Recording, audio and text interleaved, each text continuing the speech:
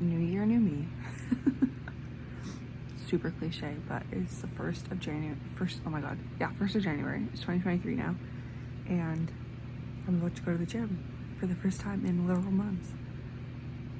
I've decided that this year is not a year of making excuses and allowing myself to sit in my own way.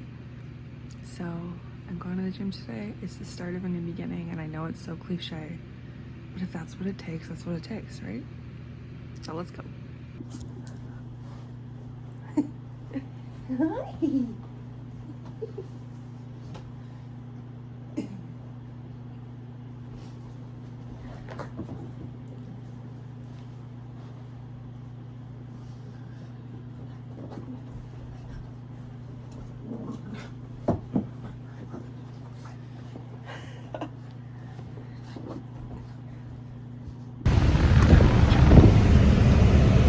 Okay, so I just got to the gym.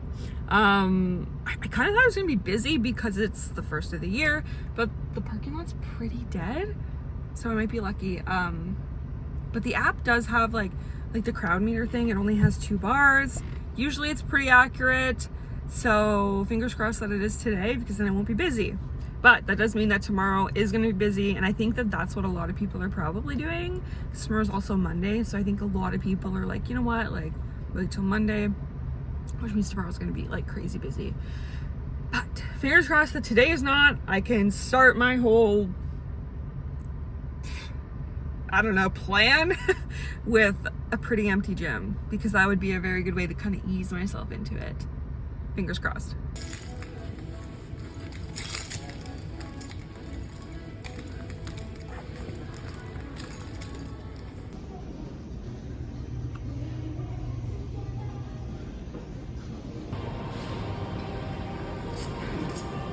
I'm officially the dumbest mother trucker.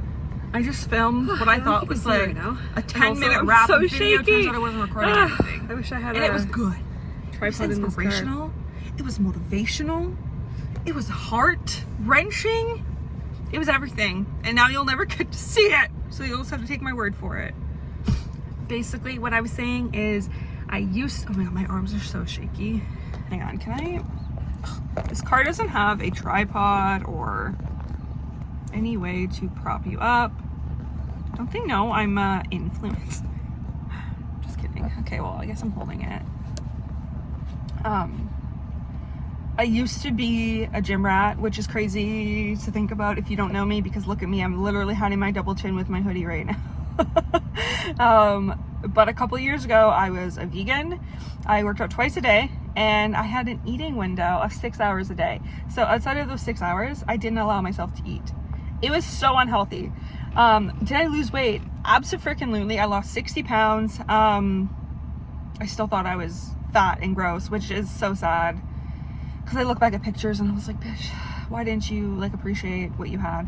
However, I will say, I wasn't healthy. If you can tell by what I just said, working out twice a day, 6-hour eating window, that is so unhealthy. And I need you to hear that, because just like, if you're in that position right now, I need you to take a minute and self-reflect. And I understand, because like if I had watched a video like this when I was in that phase, I would have been like, you're stupid, like you just don't know what you're talking about.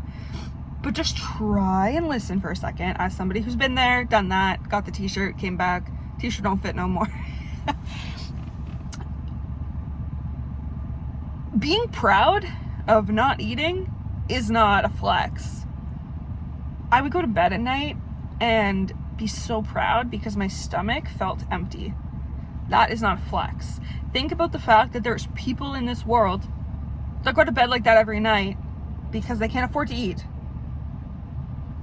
Like, that's a little extreme, but seriously, like, don't be proud of that. You need to fuel your body. You need to eat. You literally need fuel to survive. Food you put in your body is so that you have the energy to do things. For example, to work out. If I had no food in my body, no caloric intake, which is literally converted to energy, I would not have been able to complete that workout today. You need to eat. Limiting your calories to some ridiculous amount a day because you want to lose weight is so bad for you. speaking from experience. I worked out twice a day. I was vegan, and I wasn't a healthy vegan. When I first started, I was. But then I slowly started to fall into this place of wanting to be skinny. And then I wasn't treating myself well. So I look back on videos and pictures of myself, and I was like, oh my God, I was so skinny. But you could see how, like, I looked malnourished. I didn't look good. Like, in my face, I looked exhausted. I'm also anemic, and I wasn't taking, I mean, I'm not right now either, but especially then, I wasn't taking iron supplements. And while you're working out and you're vegan, not getting the proper nutrients is super important. And you could tell that I wasn't taking care of myself. I thought I was, because I was working out twice a day.